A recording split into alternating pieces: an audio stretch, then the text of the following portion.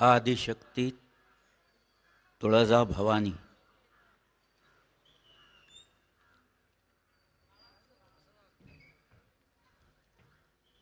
एक 35 वर्षांपूर्वीची गोष्ट असेल.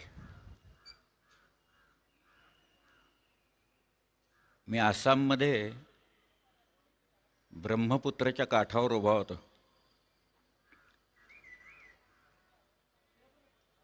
त्या ब्रह्मपुत्र नदीवर बाजूला कामाख्याचं देऊळ आहे.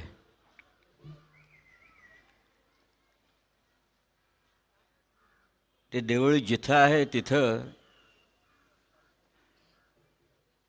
सध्या आसामची राजधानी झालेली आहे. त्या राजधानीचं नाव आहे गुवाहाटी. गुवा म्हणजे सुपारी आणि हाट म्हणजे बाजार. आपल्याकडे हे गुहागर गाव किंवा गोवा हे ते सुपारीवरनं पडलेली नावं आहेत. पण मी तिथं उभा असताना तुरळक गर्दी होती.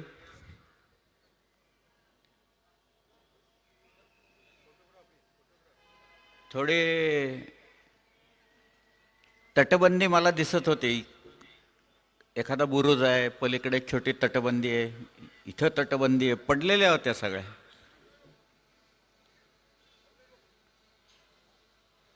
आणि मी तिथल्या काही मंडळींना विचारलं की या पात्रात इथे एक लढाई झालेली होती, त्याची कोणाला कल्पना आहे का? तिथल्या बहुसंख्य लोकांनी मला सांगितलं आम्हाला काही माहिती नाही. एखाद दुसरा माणूस म्हणाला इथं वो असम के जनरल थे लाखित बड़फुकन, उन्होंने मुगलों के खिलाफ कुछ लड़ाई की थी, वो हमने सुना था.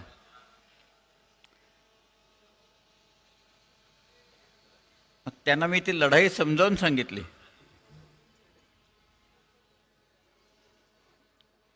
ते म्हणाले अशी आम्ही कधी ऐकलेलाच नाही प्रकार.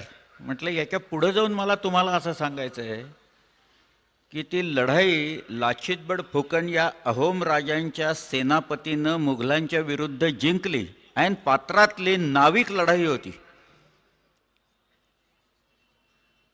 आणि त्याचं जे स्फूर्तिस्थान होतं त्या अहोमच्या जनरल्सचं, ते स्फूर्तिस्थान शिवाजी महाराज होतं. म्हटलं हे तुम्हाला कल्पना नसेल कदाचित. त्याचं कारण असं आहे की या लाचित बडफुकननी शिवाजी महाराजांशी पत्रव्यवहार केलेला होता. एक पुस्तक आहे लाचित बडफुकन अँड हिज टाइम्स या नावाचं. सूर्यकुमार भुया म्हणून आसाममधले एक इतिहास संशोधक होते, त्यांनी लिहिलेलं पुस्तक आहे. आपल्याकडे जशा बखरी आहेत तशा त्यांच्याकडे बुरुंजी आहेत. आसाम बुरुंजी म्हणतात, पातशा बुरुंजी म्हणतात. याच्यात शिवाजी महाराजांचे उल्लेख आहेत. मी आसाम सांगतोय ना, जवळपासचं कर्नाटक किंवा मध्य प्रदेश किंवा गुजरात असं सांगत नाही आहे. आसाम. आसामला तिथल्या राजांना स्वर्गदेव म्हणायची पद्धत आहे. त्यांची पूर्वीची राजधानी होती शिवसागर. तर शिवसागरला देवळांनी भरलेला प्रदेश आहे तो. पण तिथल्या एका जनरलला शिवाजी महाराजांच्यापासून चेतना घ्यावी, स्फूर्ती घ्यावी, प्रेरणा घ्यावी आणि मुघलांच्या विरुद्ध लढाई करावी असं का वाटलं? हे आसाममधल्या लोकांनी लिहून ठेवले. मी सांगतोय फक्त तुम्हाला, काय माझी निर्मिती नाही आहे ती, पण याची आपल्याला कल्पना नाही आहे म्हणून मला सांगावं असं वाटतं की शिवाजी राजांची कीर्ती कुठपर्यंत पोचलेली होती. एक उदाहरण अजून सांगतो तुम्हाला. औरंगजेबाने स्वतःला एक किताब घेतला होता, आलमगीर असा तो किताब होता. खरं म्हणजे हे जे किताब असतात त्यातला कुणीतरी दुसऱ्याला द्यायचा असतो. म्हणजे मीच बालगंधर्व आहे असं म्हणायचं नसतं कधी. एखादा मुलगा छान गातो म्हणून लोकमान्य टिळकांच्या सारखा एक माणूस म्हणतो, वा छान, अरे हा तर बालगंधर्व आहे, आणि मग तो किताब चिकटतो त्याने. तसं काही न करता औरंगजेबाने स्वतःलाच आलमगीर म्हणजे जगज्जेता, आलम दुनिया गिरफ्त करणारा असा एक किताब घेतला होता, आणि ते काही शिक्क्यात घातला होता, तो औरंगजेबाने शिक्क्यात घातला होता. आणि त्या शिक्क्याचं पत्र घेऊन त्यांनी आपला वकील इराणमध्ये पाठवला. इराणमध्ये जो बादशाह होता त्याचं नाव होतं शहा अब्बास दुसरा. औरंगजेबाचा जो वकील गेला त्याचं नाव होतं तरबियत खान. या शहा अब्बासनी औरंगजेबाच्या त्या वकिलाला खूप त्रास दिला. शहा अब्बास घोड्यावर बसला होता, आणि तो त्यांनी त्या वकिलाला औरंगजेबाच्या चालत नेला 5-6 किलोमीटर घोड्याबरोबर. नंतर त्याला एक कागद दिला वाच म्हणून, अंधार पडलेला होता, तो म्हणाला दिसत नाही आहे, म्हणून मशाल आणली लोकांनी आणि त्याची दाढीच जाळली मुद्दामून. असा बराच त्रास दिला त्या औरंगजेबाच्या वकिलाला. शेवटी त्यांनी एक पत्र दिलं. त्या पत्राबरोबर एक वकील इकडं आला, त्या इराणच्या बादशाचा, त्याचं नाव बुदाक बेग. आणि त्याने औरंगजेबाला जे पत्र लिहिलंय त्याच्यात तो शहा अब्बास इतका चिडलेला होता, त्याचा राग सगळा व्यक्त झालेला आहे त्या पत्रात. तो शहा अब्बास म्हणाला, तुम्ही कसले आलमगीर, तुम्ही किताब घेतलाय स्वतःला आलमगीर, आणि तुम्ही आलमगीर, मग आम्ही कोण म्हणाला, आम्ही इराणचे बादशाह आहोत की इथं. पुढे त्याने असं लिहिलंय की तो डोंगरचा चुहा शिवाजी, तो तुमच्या ताब्यात असताना त्याला पकडून ठेवलं, तुम्हाला जमलं नाही, आणि तुम्ही म्हणे आलमगीर. तुम्ही फार फार तर पिदरगीर आहात, म्हणजे बापाला पकडून ठेवणारे आहात, आलम दुनियाला पकडून ठेवणारे नाही आहात, असं इराणच्या बादशाहांनी औरंगजेबाला लिहिलं. गंमत म्हणजे शिवाजी महाराजांचा उल्लेख केला त्याच्यात. तुम्ही बघा मी काय काय सांगतोय आता, ते 100 उदाहरणं देईन मी. एक उदाहरण आहे आता या इराणचं, की शिवाजी महाराजांची कीर्ती ते जिवंत असतानाच कधी पोचलेली होती आणि कुठपर्यंत पोचलेली होती त्याची ही ज्वलंत उदाहरणं आहेत. मी ज्या वेळेला सुरुवातीला पहिल्यांदा एखादा पुरावा हाताशी लागतो ना, आणि जेव्हा आपल्याला दिसतं तेव्हा असं मन उचंबळून येतं आपल्याकडंच. अरे आपल्याला वारसा कुणाचा लाभलेला आहे, इतक्या मोठ्या माणसाचा वारसा आपल्याला लाभला, मग आपले लोक एका ध्वजाखाली एकत्र येऊ का शकत नाहीत, इतिहास परत निर्माण करू का शकत नाही. महाराष्ट्र सगळ्याच बाबतीत अधोगतीला कसा निघालेला आहे, तो प्रगतीच्या पथाकडे कसा नेता येईल आपल्याला, कारण आमचा वारसाच एवढा मोठा आहे. एकूण स्थान आरोळ्यांच्या पलीकडे जात नाही. पुढं नुसताच जय जयकार करून काही भागणार नाही, कृती करायला पाहिजे सगळे. शिवाजीराजे 16 वर्षाचे असताना रांझ्याच्या पाटलाला शिक्षा देत आहेत, त्याचं पत्र आमच्याकडे आहे. ते पुण्यात भारत इतिहास संशोधक मंडळात ते पत्र आहे, 1646 सालचं पत्र, महाराजांचा शिक्का आहे त्याच्यावर. त्या पाटलानं केलेला गुन्हा हा बलात्कार नव्हता. मूळ शब्द बदामल असा आहे, आणि बदामल या शब्दाचा अर्थ व्यभिचार असा होतो. बलात्कार आणि व्यभिचार या 2 शब्दांच्या अर्थात फरक आहे. पण तो व्यभिचार देखील शिवाजी महाराजांच्या राज्यात गुन्हा होता, आणि तो गुन्हा शाबित झाला. गुन्हा शाबित झाल्यावर तात्काळ शिक्षा, आणि एखाद्याने उत्तम काम केलं असेल तर तात्काळ रिवॉर्ड. शिवशाही की छोटीशी पद्धत होती. माझ्या एका मित्राने कविता केली. हल्ली कविताला काही प्रास यमक वगैरे काही नसतं बरं का, असा एक निबंध लिहिल्यासारखं लिहायचं आणि कविता आहे म्हणून सांगायचं. त्यांनी एक लिहिलेली कवितेचा आशय तुम्हाला सांगतो काय. तो आशय असा आहे की म्हणे मी कोर्टात गेलो, तिथे एक 80 वर्षाची म्हातारी पेढे वाटत होती लोकांना. मलाही आणून दिला म्हातारीनं पेढा. म्हणून मी तिला विचारलं की आजी पेढा कशासाठी दिलाय मला. ती म्हणाली, मी 16 वर्षाची असताना माझ्यावर बलात्कार झाला, त्या खटल्याचा निकाल आत्ता लागलेला आहे. असं शिवशाहीत चालत नाही, चालत नव्हतं. त्यामुळं हा जो बाबाजी बिन भिकाजी गुजर असं त्याचं नाव आहे त्या पाटलाचं, रांजाचं, तो मला अनेक कागदपत्रातनं पाहिलेला आहे मी त्याला. महजराला तो बसलेला आहे, मोठा माणूस आहे तो. पाटलाला सामावून घ्यायचं असतं गावाच्या महजरात, त्यामुळे तो आहे तिथं. पण त्यांनी केलेला व्यभिचार हा देखील गुन्हा होता आणि तो शाबित झाला म्हणून त्याचे हातपाय तोडून दूर केला. दोन्ही हात दोन्ही पाय तोडले, पण तो जिवंत होता. तो एका माणसाच्या चौकटीवर म्हणजे घराच्या समोर आणून त्याला टाकलेला होता. मग तो सोनाजी गेला शिवाजी महाराजांच्याकडे. त्यांनी सांगितलं, तुम्ही याला आणून टाकलाय, त्याची पाटीलकी म्हणजे मोगदमी, पूर्वी पाटलाला मोगदम म्हणत असत, ती पाटीलकी माझ्या नावावर करा, याला पोचतो मी म्हणून. असं एक आशयाचं ते पत्र आहे. पण 16व्या वर्षी शिवाजी महाराजांनी शिक्षा दिलेली आहे. मला एक सांगा, एक 16 वर्षाचा तरुण मुलगा हातपाय तोडायची शिक्षा देतो एका माणसाला आणि ती ताबडतोब अंमलात आणतायत, हे सामान्य कृत्य नाही आहे. त्याला काळीज वाघाचं लागतं, एक शिक्षा देण्याच्यासाठी आणि शिक्षा अंमलात आणण्याच्यासाठी. आज तुम्ही जे जाताय, 30 वर्ष चालताय, गुरुजींच्या पाठोपाठ चालताय. गुरुजींसारखा एक माणूस आहे तिथं, त्याच्या पाठोपाठ त्यांनी सांगितलं की लोक इकडं तिकडं न बघता तुडवत चाललेत, मुलूक तुडवत चाललेत. कुणाचा मुलूक आहे? आपला मुलूक. आपला देशच मुळात दुर्गांचा आहे. माझं बरंचसं बालपण याच गावात गेलं. हे माझ्या आजोबांचं गाव आहे. इथले घाट माझ्या पूर्वजांनी बांधलेले आहेत, इथली देवळं बांधलेली आहेत.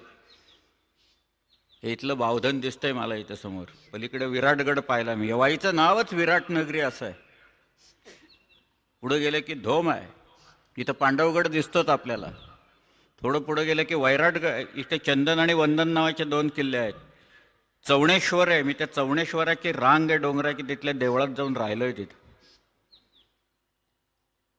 थोडं पुढं गेलं की कमळगड दिसतो, केंजळगड दिसतो, नवरा नवरीचा डोंगर दिसतो. इथनं घाट चालू होतो की पाचगणी दिसते. हा मुलूक, इथं रामदास स्वामी स्वतः आलेले आहेत, पांडवगडावर राहिलेले आहेत. शिवाजीराजे अनेक वेळा या वाटेनं गेलेले आहेत. महाबळेश्वरला शिवाजी राजे त्या देवळात जाऊन जमिनीवर झोपल्याचा उल्लेख आहे, खोटं नाही सांगत. शिवकाव्य काढून बघा. संकर्षण सकळकळे नावाच्या एका कवीला बुलढाण्याहून शिवाजी महाराजांनी बोलावला. अंजनगाव सुरगीचा आहे तो. त्याला बोलवला इथं आणि त्यांनी सांगितलं, लिही, काव्य कर. त्यांनी शिवकाव्य नावाचं काव्य रचलंय. त्याच्यात त्यांनी उल्लेख केला आहे की शिवाजीराजांनी इथं आपल्या आईची तुळा केली, सुवर्ण तुला केली महाबळेश्वरला. आणि त्यावेळेला शिवाजीराजे जे आलेले होते ते देवळात जमिनीवर झोपलेले होते तिथे, हे त्यांनी लिहिलेलं आहे. मलाही पलंग पाहिजे, तोही छपरी पाहिजे, त्याला सोन्याचे खूर पाहिजे. असला शोक शिवाजी महाराजांनी बाळगलेला नव्हता. त्याचं हे उदाहरण आहे. एखाद्या ध्येयाने प्रेरित होऊन माणसं काय काय करू शकतात. एक माणूस इतिहास घडवू शकतो. त्याचा वारसा आपल्याकडं आहे. तो वारसा तुमच्यापर्यंत पोचवायचं काम गुरुजी करतात. रामदासांनी या किल्ल्याबद्दल लिहिलंय, दरे दरकुटे झाड खंडी अनेकी, कपाटेकडे विवरे आणि टाकी, वनी पावनी पांडवी वास केला, गिरी देखला दास संतुष्ट झाला. आवडला आम्हाला किल्ला, तर रामदासांनी लिहून ठेवलंय. कपाट म्हणजे गुहा. कपाट म्हणजे आपलं खोलीतलं कपाट नव्हे. आपल्याकडचे कित्येक धनगर मंडळी आजही गुहेला कपाट म्हणतात. तुम्ही धनगरांच्यात जाऊन राहा, ते कपाट कशी असतात ते सांगतात ते. मला सांगायचा मुद्दा एक फार वेगळा आहे. यातला वेगळा अशासाठी आहे की हा दुर्गांचा मुलूक आहे असं मी म्हटलं. दुर्गांच्या मुलखात लढाईची पद्धत वेगळी असते. लढाईची पद्धत कोण ठरवतो माहिती आहे का? लढाईची पद्धत भूगोल ठरवतो. जिओग्राफी डिक्टेक्ट्स स्ट्रॅटेजी असं लिहिलेलं आहे लोकांनी. लढाईची पद्धत, स्ट्रॅटेजी, त्यातल्या खुणा, काय काय करायचं, डावपेच, तंत्र, हा भूगोल शिकवत असतो.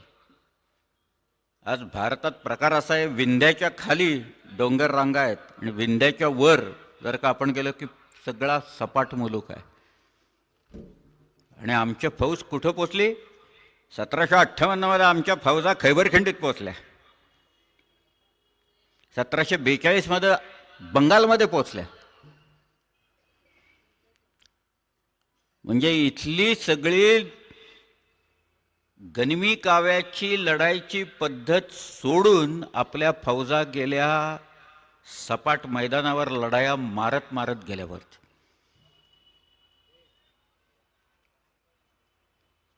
ही पद्धत मराठ्यांनी दोन्हीकडे वापरली, डावपेच वापरले. मी उत्तर प्रदेशमधल्या कित्येक किल्ल्यांवरनं हिंडलेलो आहे. मी नुसती नावं सांगितली तर नावंसुद्धा आपल्याला माहिती नसतील अशी आहेत. गोकुळगड कुणी ऐकलंय? हिंगळाजगड कुणी ऐकलंय? कोईल कुणी ऐकलंय? घोसगड कुणी ऐकलं नसेल? पत्थरगड, वैरागड, टिपागड, पचोरी, सिंगारगड, नरसिंहगड, हे सगळे किल्ले आपण जिंकून घेतलेले होते. एक किल्ला सांगतो म्हणजे कळून येईल काय ताकद आपली निर्माण झालेली होती ती. चित्तोड, गड में गड चित्तौड़गढ़ और बाकी सब गडिया, असा या राजपूतांना आपल्या चित्तोडबद्दल जो अभिमान आहे तो महादजी शिंद्यांनी एका महिन्यात किल्ला जिंकून घेतला. महादजींचं पत्रच आहे की अरे अकबर बादशाह तो चित्तोड घ्यावयास 1 वरुस लागले, आम्ही तो भीमसिंहापासून अवघे एका महिन्यात रगडून घेतला म्हणून केलं. ही ताकद आहे, हा विश्वास आहे, हा आत्मविश्वास आहे, आणि तो आपल्याला या भूमीनं शिवाजी महाराजांनी दिलेला आहे.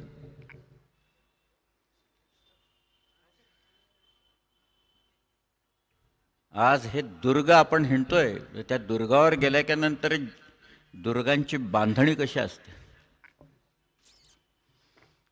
आता विराट बांधणी करायला तर आमच्या तटबंद्या पडल्यात सगळ्या.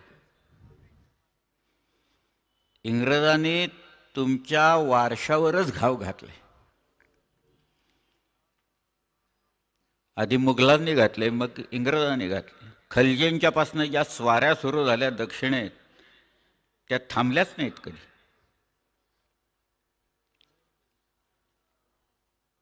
पण शिवाजीराजांनी जी टक्कर दिली ना ती टक्कर अनुपमेय आहे. आणि त्याचं कारण मी तुम्हाला सांगतो. हे एक कारण हृदयात जर का बाळगलं तर आपल्याला क्रांतीचा मार्ग दिसतो म्हणून सांगतो.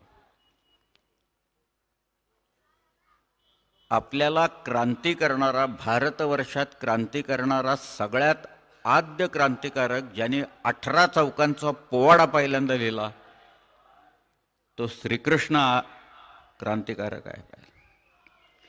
की आसुरी वृत्तीचा नाश कसा करायचा.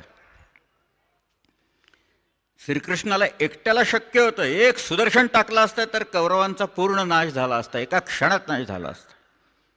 ते तो करायला निघालाही होता. अर्जुनानं प्रतिज्ञा केली आणि अर्जुनाची प्रतिज्ञा पूर्ण होत नाही हे पाहिल्याच्या नंतर श्रीकृष्णानं सुदर्शन चक्र हातात घेऊन तो म्हणाला मी आज कौरवांचा नाश केल्याखेरीज राहणार नाही म्हणून. शपथ मोडून त्यांनी चक्र हातात घेतलेलं होतं. पण त्याला शक्य असताना त्यांनी पांडवांच्याकडनं आसुरी वृत्तीचा नाश केला असावा. कौरवांचा निपात झाला, पुढं पांडवही गेले, शेवटी श्रीकृष्णही गेला. तो स्वतःला तो भगवान म्हणत नाहीये, इतर लोक त्याला भगवान म्हणतायत. तो म्हणाला मी मर्त्य आहे, मी मृण्मय आहे. पण मी तुम्हाला जी गीता सांगितली ती चिन्मय आहे, ती चिरंतन आहे. एक एक पान काढून गीतेचं एक एक श्लोक, एक एक अध्याय वाचावा. 18 अध्याय आहेत ते. त्यातला एक एक श्लोक जरी वाचला, एक श्लोक आत्मसात केला की श्रीकृष्ण काय म्हणतोय आपल्याला कळेल. त्याच्यात